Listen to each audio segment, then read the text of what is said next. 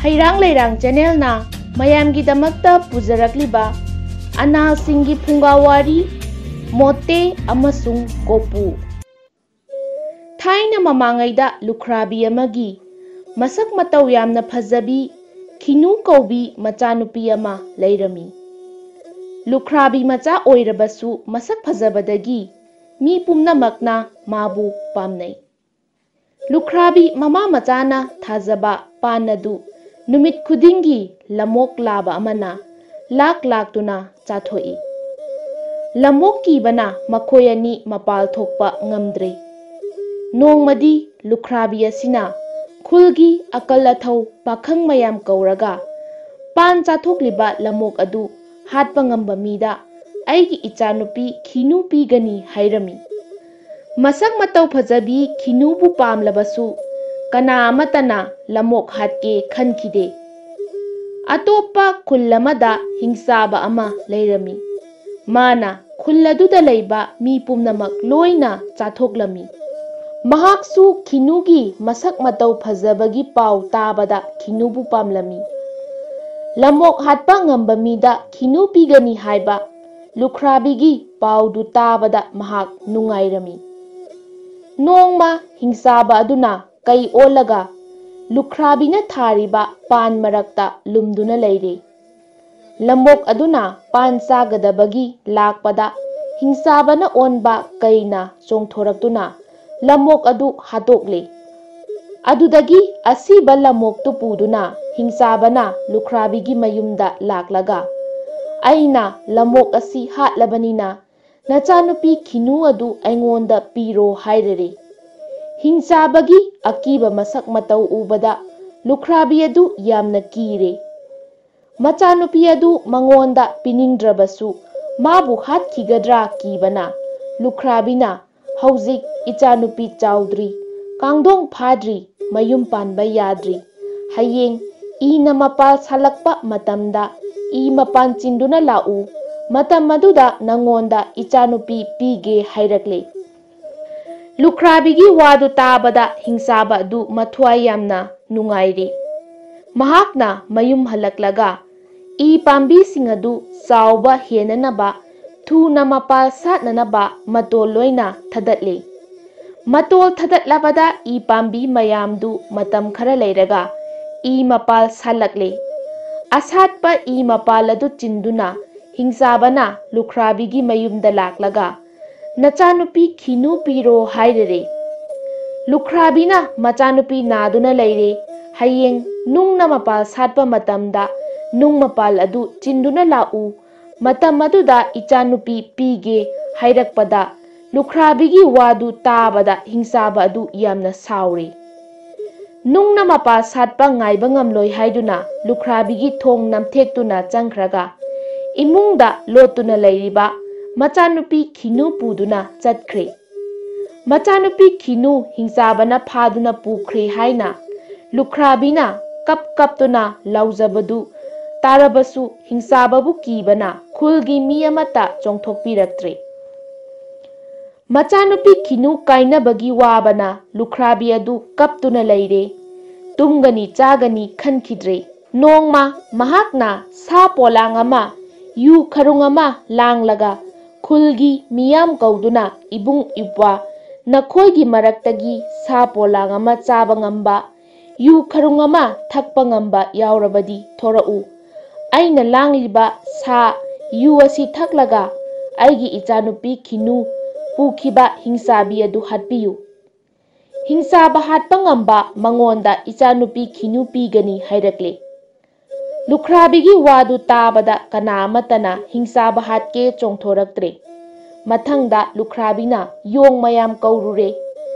Makhoi mayamda mana langjaba sa yu asi thaklaga hingsaba hatpiyu haire.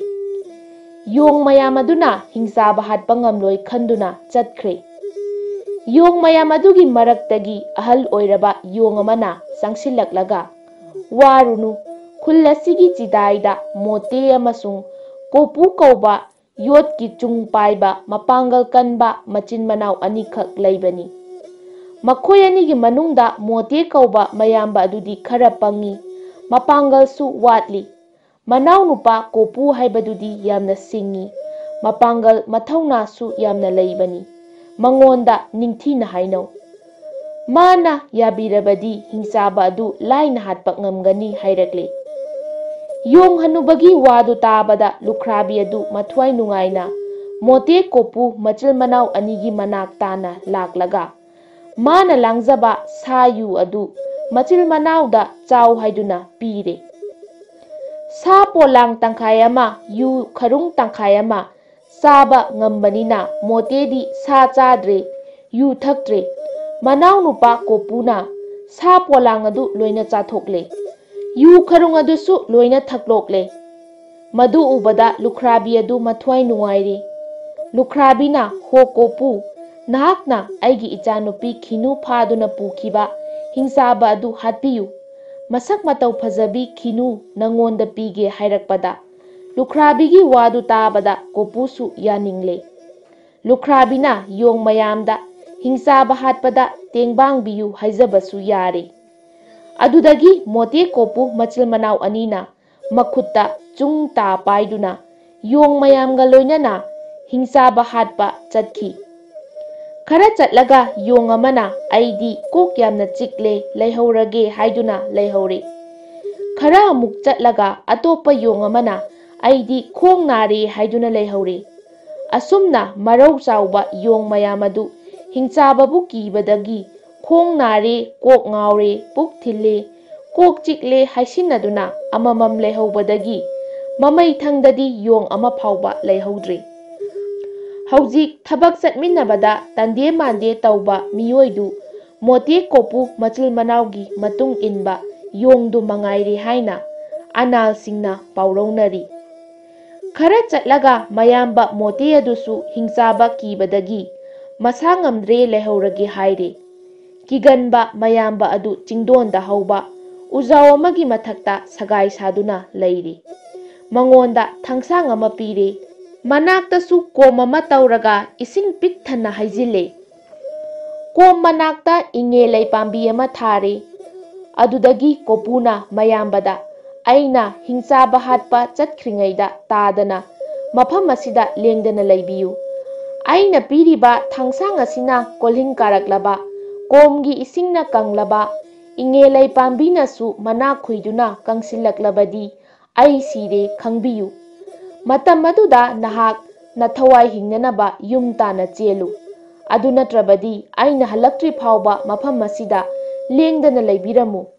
Asumna pukmen paumen naramlaga Kopudi makhut chaba chungta paiduna hingsaba hatpa chatkre. Kopuna sum lakpada hingsabagi mayum yaure. Hingsabadu khullana machinjak thiba chatkiduna leiramde. Lukrabi macha Kinudi sumangda phi saduna leirami. Kopuna lona langthrei mana ama thatlaga Kinuna sariba phi adugi mathakta thadai. Ipam lamdamgi leimanam nami nungsiba kanana purakpa oirigaba haina langthrei mana adu laukhatlaga manam nami. Kopuna thoraklaga ibema aina napam lamdamdagi purakpa leini. Nahak pulauge laklibani hairakle. Kopugi wadu tabada Kinuna nungsa thiduna ibung nahak mafam asida kuina leirabadi hingsabagi machinjak oikhiba tare nahak chenkhro hingsaba halakpa matam oire hairakle. Kinugi wadu tabada Kopuna noklaga ibema hingsaba du hatlaga nangbu lauruso haiduna nama lukrabina sa polang ama pijaduna yu kharung ama pithakuna aibu tharaklibani hairei. Kopugi wadu tabada Kinuna hingsaba si yamna kalli mahakki makhutna hek paibada khudup ani sangba nung phauba mayaida teklibani. Makhutta sumbalama pairaga chongbada yumjawani lalibani hairei. Kinugi wadu tabada Kopuna sauduna manakta tariba khudup ani sangba nungdu paikhatlaga thudekle. Makhutta sumbalama pairaga chongbada yumjaw mari lana chongli. Madu ubada hingsaba hatpa ngamgani khanduna Kinudu mathwai nungaijai. Asumna ngangnaringaida hingsaba pairakpagi makhol tabada Kinuna Kopudu imungi phamthakta lothalli. Hingchabana mana chananaba mi asiba ani Kinuna chananaba saji asiba ama puraga lai. Hingchabana sumang hek yaubaga taibang migi manam na mi hairaklabada Kinuna aisu taibang mini aigi manam oiramgani khumlai. Hingchabana madu chumba tai hairamlaga hingchabadu mana purakpa mi asiba ani adu maida kabak lauthok chari. Kinuna saji adu thonglaga sak chana kopugi chananaba saji matum ama sakna yomsillaga lona hingchaba khangandana phamthakta langkhatki. Madu oklaga kopuna chai. Hingchabana karigi chak langkhatlibano hanglabada Kinuna uchina chananaba langkhatlibani khumlai. Adudagidi hingchabana su mana chabada lemba migi makhut makhong saru asangba ama phamthakta langkhatli. Saru aduna kopugi maraibakta panduna I thokle. I adu laibakta tap taraklabada hingchabana Kinuda taraklibasi karino haiduna hanglai. Aina ngasi tumba mayam ama isingda chamthoklaga phamthakta thami. Tumba manungda yauba ising adu tarakpa oirini haina Kinuna khumlai. Kinugi wadu tabada hingchabana madu chumba tai hairei. Saba thakpa loiraga hingchabadu nakhoktuna tumkhre. Kinusu magi manakta tumle. Ahingda hingchabana isisina tumlingaida kopuna phamthaktagi kumtharaklaga kapon ama phina kupsillaga Kinu saduna hingchabagi manakta thamjile. Makhoyani lona thong hangdoktuna mapanda thorakle. Hingchabana thong hangtokpa ngamdanaba mapanda chetna punsille. Adudagi kopuna mana purakpa nung makup adu laiwa solaga yumgi akoibada chaibada kudakta sai tingkhangna lang saduna yummadu koisinkhre. Kopuna makhutta chungta pairaga Kinuga loinana mayum tana lakle. Khara chelaga Kinuna moithap naiduna taramba langdum madu kauramle lawrukhisi hairi. Kopuna chatlagumsi hingchaba haugalakani haibabu Kinuna yadre. Adudagi Kinu thanamlaga kopu hingchabagi mayumda laklaga yumthakaduna yanglen hogaiduna makhun macha ama hutlaga magi taduna manungda thingjinduna langdum madu laukhatlaga puduna lakle. Kopuga Kinuga cheliba adu atiyada thokliba thana uraduna ha hingchaba nangi nanakta tumliba Kinu adu taibangmina pukhre haugatlo laurakle. Thagi wadu tabada hingchabana makhutna lambada thengnariba kapondu Kinuni khanduna amuk tumthakre. Thana muk hanna lauraklabada hingchabadu phingna haugatlaklaga kapon kupliba phidu haidoktuna yengbada Kinu leiramdre. Kinu leiramdrabada hingchabana sauduna nganglakle. Mahakna thong hangdokke hotnabada hangdokpa ngamdre. Phaklang thudektuna chatke taubasu sai tingkhangna yumgi akoibada lang thaksinkhibana chatpa yadre. Hingchabana ahoba kadaida leibage koina leiduna yenglakpada kopuna hotok lamba yumgi yanglen ahoba adu ure. Sumbal langkhatuna yanglen adu hogairaga mathakta chongkhatuna Kinu chatkiba maikaida manam namladuna tanarakle. Kopuna Kinu puduna chelibadu hingchabana tungda makhongna khongkap launa kanduna tanarakpada phangadaba khajiktang mangaide. Kopuna nung makupta laiwa solaga hingchabana lakadaba lambida chaibada sai tingkhangna sambal thingle. Hingchabana sai tingkhang thudeknaba laknaringai makhoyani cheli. Asumna nungkup chaiduna chelakpada mamai thangdadi nungkup loithokiduna hingchabana kopu phare. Makhoyani pambom painaduna inare. Makhutna phunare makhongna phangna kaunare. Asumna hanaba leitana phunabadadi numita silakle. Waman khraduna makhoyani lambigi nak yeta wanthaduna tare. Kinuna ising laururaga kopugi makokta chaiduna haugatnaba hotnabada tadre. asibagum lengdana laikre. Madu ubada sira male khanduna Kinuna nungsa thiduna kappa haurakle. Kinuna tengthaduna kappadu tabada thana laurai. Ha Kinu kapkanu nangna hingat haningba mi adugi mathakta asangba una ama thatlaga thamu aduga hinghaningdaba adudana laibaktagi una akangba ama khullaga thamu. Thagi wadu tabada Kinuna asangba una ama thatlaga Kopugi mathakta thambada Kopu hingalakle. Adudagidi laibaktagi akangba una ama khullaga hingsabagi mathakta thambada hingsabadi hingalaktre. Adudagi Kopuna Kinu puduna mayamba Motena lotliba chingdon tana kakhalakle. Manau Kopuna masak phajarabi Kinu puduna lakpa ubada harauduna mayambana manaubu konbire. Haukiba wari pumnamak liduna makhoi ahum harauna nokkheduna mayum tana lakle. Khara chatlaga Kopudi hingsabaga phunaruba namnarubada waman khibana masa sokthaduna makhong thangduna chatpa ngamdre. Chingyagi thelamada ngaihak potha kisi ngangnaduna pothabada Kopudi tumthokre. Makhoi anisu tumle.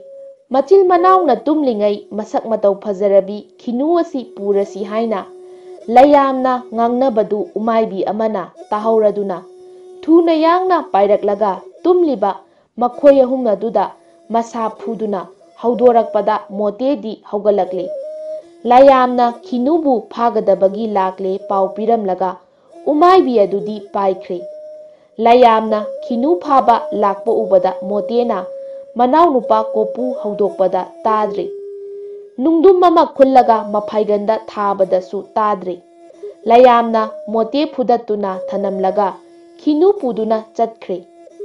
Kinuna langdumgi langmachillama Kopugi makhongda punsillaga langdum madu paiduna layamgi matung inkre. Layamna Kinu malem laikha tana puthakre. Mana chatliba mafam adu phauba langdumgi langadu tingduna purami. Horel Kopuna haugalak mana tinglamliba langadugi matung inna tanaraktuna magi khongul liraknaba lang tingbadu layamnadi khanglamde. Nongalaga Kopu tumlubadagi mikap thoraktuna haugalakpada Kinu leiramdre. Mahaki manakta wanthaduna tariba mayamba adu ising saiduna hingathalaga Kinu kadaida chatkrabage hanglai. Ahingda layamna mabu phuramlaga Kinu puduna chatkre haiba mayambagi wadu tabada Kopu yamna sauri. Makhutta chungta pairaga Kinuna tingduna chatkriba langadugi matung inna lakpada surung ama thengnei. Surung manungdasu langadu tingduna chatki. Madu ubada Kinudi surung changkre khanglabada Kopuna uriya sangba ama yalaga samjinare. Uri matona mana sauraba uzau pambida punsile. Atopa matoladuna nungjao ma kisillaga surung manungda thadaki. Kopuna urida makhutna pairaga yan yanduna surung manungda kumtharami. Mahakna asum kumtharakpana layamna leiba leibak leikha yauri. Mafamadu layamna khulingduna yum saduna leirami. Kinugi leifam hangbada kana amatana khangi ui haikide. Leifam takide. Kopuna sauduna makhutta chung pairaga khausaduna aigi nupi Kinu piyu natrabadi nakhoi pumnamak hatlagani haina lau khonglare. Mana chong phanbada nungsitna mateng pangbanina laigi yum ayamba humdokle tekle. Madu ubada layam pumnamak kidare. Kopuna chung ta paiduna lau khongduna khunthakta khausabada khunthakki laina pikro laurai. Aduga khunkhagi lainadi piganu laurai. Kopuna khunkhada amuk khausaduna chongbada khunkhagi layamna kiduna pikro hairei. Khunthakna piganu hairei. Asumna marau chauba layamna amuk pikro amuk piganu khumdok khumjin tauduna leibaduda Kopu yamna sauri. Handakti mahak maya krak chiktuna khunthak khunkha animak thungna Chena chena khausabada layam kaiduna cheli. Khinu puthokduna pire. Kopuna khinu puraga mahakna kumlakpa surungadu tana lakle. Ahanbada khinuna uri yanduna kakhatkibada surung mapanda mote ngaiduna leirami. Mahakna khinubu khujeng pairaga surung manungdagi chingkhalakle. Khinugi masak matau phajaba mawong matau ubada motena pamle. Manau nupa kadaida leihobage hangbada khinuna leikhada leihauri masu uriyasi paiduna karaklagani khummi. Motena khinubu magi nupi oige khanduna manau nupana malem leikhada yanduna karakliba uriyadu makhuta pairiba thangsangna kakthakle. Uri kakthaklavada kopudi malem leikhadagi mathakta kakhalakpa ngamdre. Motena khinu puduna mayum tana lakle. Makoyani launa lainaduna nungaina pali. Asomda kopudi mafamaduda lai nupi ama lauduna leire. Khara leiraga machanupa ani poklaba matung. Lai nubidu sikre. Machanupa ani du chaurakle chen chongba ngamlakle. Nongma kopuna machanupa anida mabuboktagi hainau maru ama niru so thaki. Masu anina hainau maru piyu hairaklabada luna thamjaba hainau maru ama puthoktuna mabubokna pire. Hainau maru adu surung mayada thabada haure. Laigi nongdamdagi hainau pambi adu nongma nongmagi asum wangkhalaktuna surungi mapal yaurakle. Kopuna machanupa anidu poraga hainau pambi aduda kakhalakpada machanupa anidu chaklami haina kappadagi amuk kumtharai. Sak pijaraga amuk kakhalakpada tumningi haiduna kappi. Asumna machasingna ningai tawduna kumthok kumsing tawringai numit tathokre. Nongalaga kopuna sauduna machanupa animak sak ngana pijaraga managanda posilaga hainau pambi konduna leptana kakhalakpada surungi mapal yaure. Mahakna malem leikhadagi karaktuna surungi mapal yaubada tokpa ama thengnare. Nangi nupi khinudi nayamba motena magi nupi oina laukhiba nahakna kakhalakpa yadanaba uri kakthatpana chingba thaudok pumnamak tokpana kopuda sitna tami.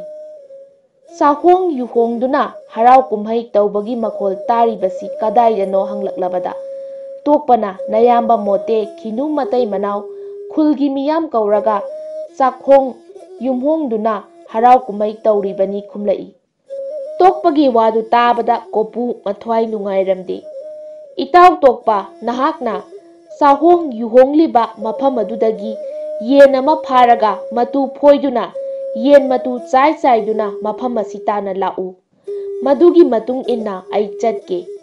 Kopuna haiba wadu tokpana yabiraduna yuhongphamdagi yen ama pharaga yen matu chaiduna surung mapal tana lakle.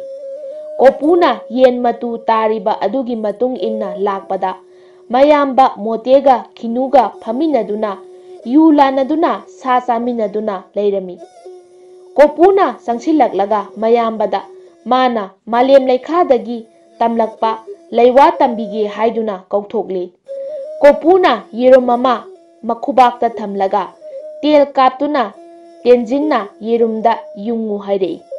Motena tel kaptuna yerumgi mayaida telne yungle. Adudagi motena amuk atopa yerum ama makhubakta thamlaga manau nupa kopuda tel kaptuna yerumgi mayaida telna yungu hairakle. Motegi wadu tabada kopuna saumankhiduna mana kapliba teladu yerumdadi tamdana mayamba motegi mathabak tamna telna kaplakle. Telna panduna mote khudakta sire. Mayamba mote sirabada kopuna khinu puduna atopa khultana chatkhi. Mafamduda kopuna purakpa machanupa ani amasung khinu nungaina leiminakhi. Heirang Leirang channel na pujarakliba Phungga Wari ngasigi oinadi matang swaida loisinjare. Hayeng nungai raba Phungga Wari singa loinana mayam pulap amuk thengnarasi.